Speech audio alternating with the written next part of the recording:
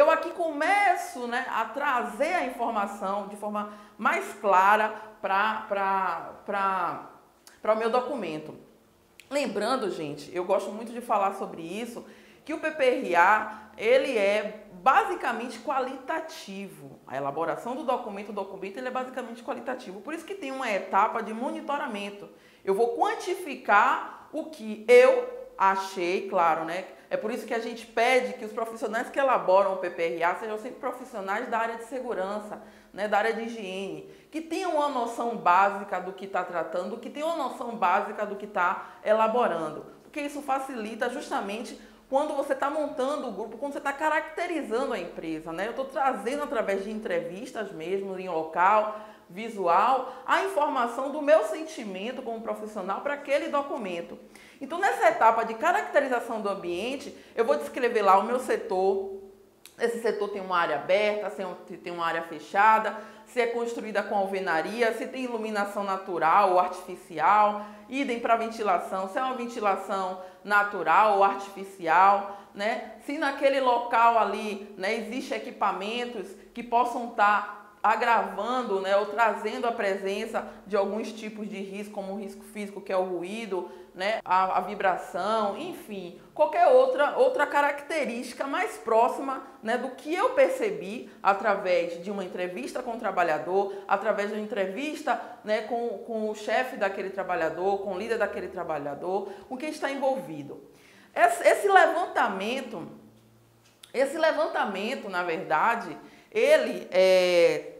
nesse momento aí, o trabalhador, ele tem que entender que ele tem que ser um facilitador dessa informação. É muito importante, eu já vivenciei isso em algumas empresas, que no momento da elaboração dessa etapa, né, da caracterização, a empresa ela fez até uma reunião antes, ou um treinamento, um DDS, apresentando o profissional que ali está disposto a colaborar para a elaboração do documento. Né, porque essa facilitação de informação com certeza vai enriquecer muito mais esse documento, né, caso, né, você necessite no momento de uma entrevista, né, essa disponibilidade desse trabalhador, de quem esteja envolvido.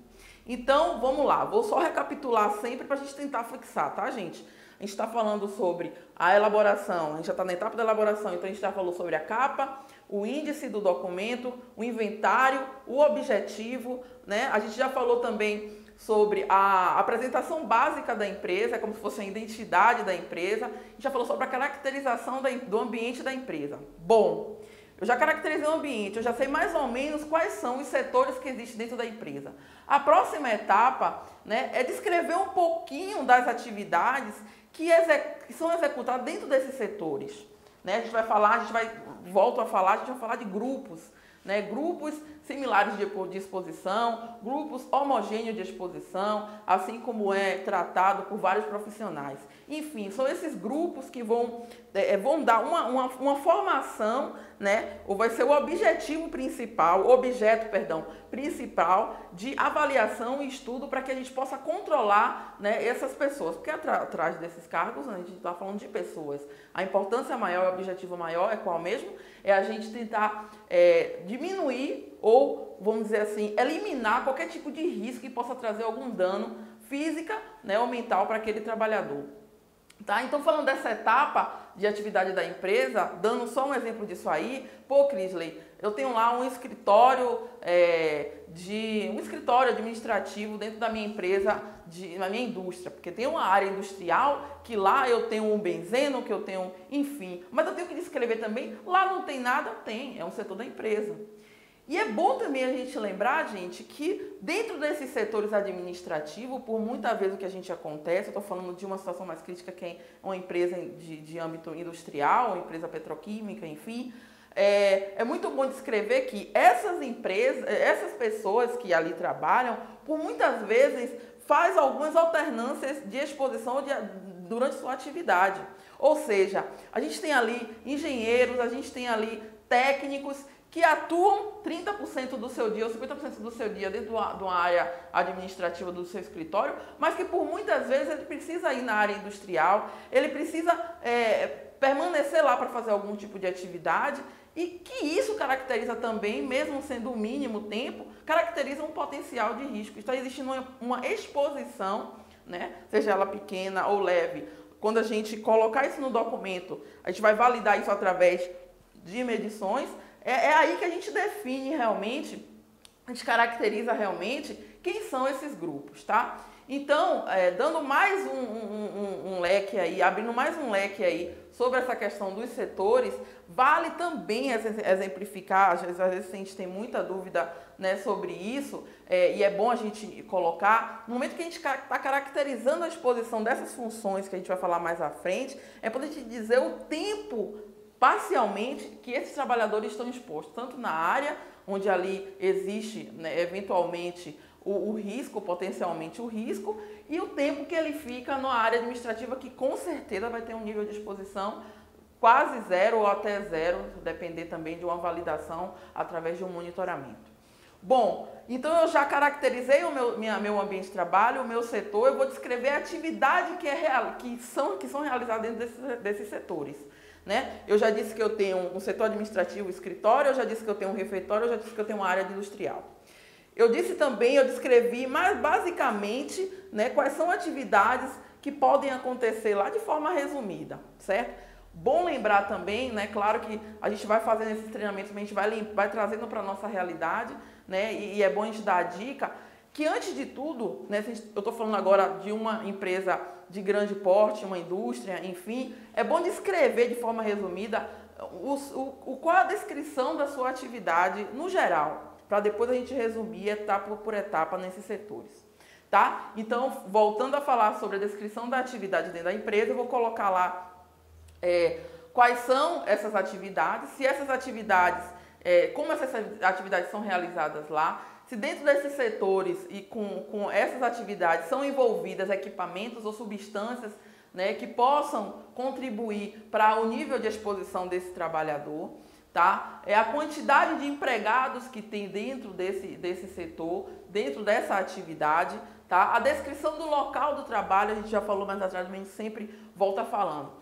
É importante, gente, nesse momento aí, com certeza vai estar passando aqui embaixo um exemplo, né, do que é essa planilha, de como é que deve ser montada essa planilha, onde a gente vai trazer o setor, a função que ali está, a quantidade de funcionários que ali a gente tem, a descrição dessa atividade, né, a descrição do local de trabalho.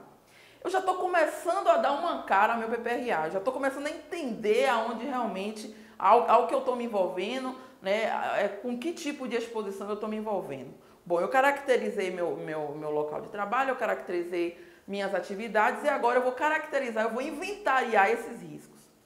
Lembra que atrás eu falei para vocês o seguinte, o PPRA, né, tá lá descrito na NR, não lembro o item agora, mas está na NR 9, que os agentes a serem tratados pelo PPRA, que é o Programa de Prevenção de Riscos Ambientais, devem ser basicamente o físico, o químico e o biológico. Existe aí, né, vamos dizer assim, uma polêmica ou um debate, né, que é até bom, que nos provoca a buscar mais conhecimento e tentar ao máximo melhorar, porque o foco realmente é o trabalhador, né, fazer com que esse programa ele rode, ele aconteça na empresa. Mas tem muita gente que tem um impasse. Eu trato do acidente dentro do meu programa de PPRA, do risco mecânico, eu trato da ergonomia dentro do PPRA. Se você olhar lá na NR9, nada proíbe, nada proíbe. Mas por muitas vezes, a gente tem que ter o cuidado, a gente não trazer um documento, se a gente estiver falando de uma grande empresa, né, que traga 300, 400 páginas, e no real, no dia a dia, ele não funciona, ele não presta para nada, porque lá vai estar incluído agente químico, agente físico, biológico, mecânico, ergonômico, e eu não estou conseguindo tratar, né, esses agentes, esse potencial de exposição.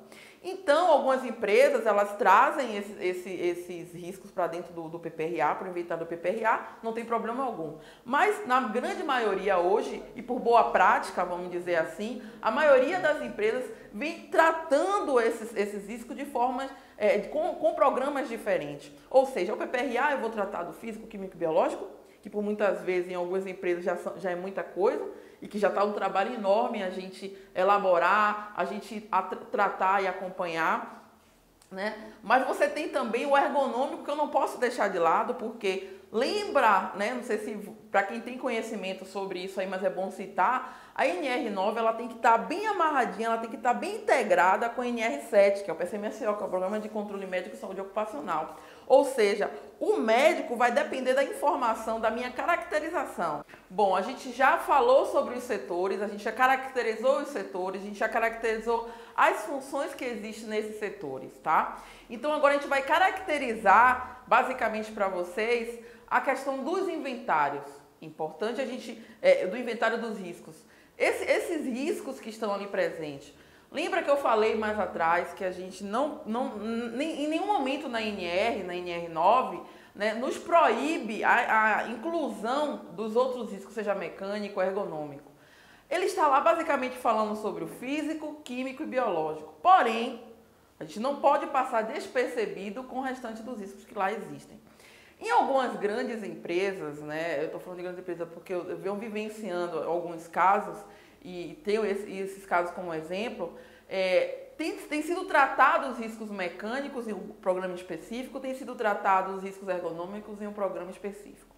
Por que a gente tem que ter esse cuidado, gente? Porque, não sei se vocês já ouviram falar, já tiveram a oportunidade de conhecer, mas lá também na NR9, ele traz atenção sobre a integridade que deve, a similaridade, integridade ou a forma, vamos dizer assim, de descrição, né, que é puxada do PCMSO, que é o Programa de Controle Médico Ocupacional, referente ao que está escrito no PPRA. Existe uma ligação entre esses dois documentos. Ou seja, né, quem está elaborando o PPRA, quem está caracterizando o PPRA, vai trazer essa informação para a área médica, vai descrever para ele, é nesse documento que o médico vai entender qual é a realidade, né, da exposição dos trabalhadores a que eles ali estão expostos, né, e quais são os exames, né, e os cuidados dessa questão de monitoramento biológico devem ser tomados, né, com referente a esse potencial de exposição que possa existir.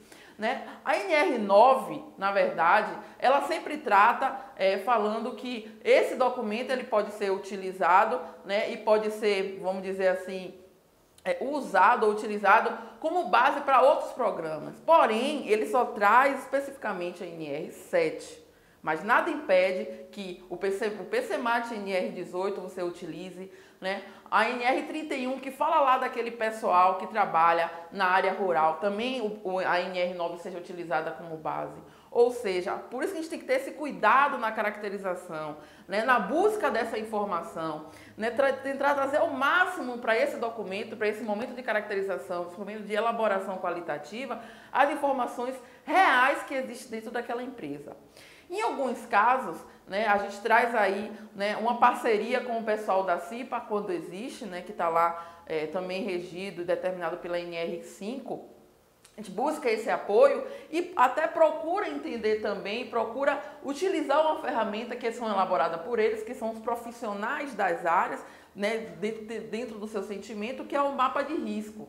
Lá nesse mapa de risco a gente vai ter as informações básicas dos riscos, né, através que foi feita entrevista com esses trabalhadores, né, para perceber através de cada um deles quais são os riscos que ali podem estar existindo. Porque de repente você tem um ruído, né, que está lá na área operacional, na área industrial, ou numa ferramentaria, ou numa oficina mecânica, mas que pode estar interferindo naquele local de trabalho, escritório, porque é muito próximo. Então, claramente e basicamente, aqueles funcionários eles vão trazer essas queixas para o médico, né, ou para o responsável da área de segurança, ou para o próprio empregador, referente a esse tipo, né, de risco, ou esse tipo de barulho que está existindo, esse tipo de ruído que está existindo de fundo lá naquele local. Então, voltando para a realidade do inventário, no meu PPRA, nesse caso, eu vou falar basicamente do físico, químico e biológico mesmo. Certo? Então, falando sobre esses riscos, né, a gente tem um risco físico,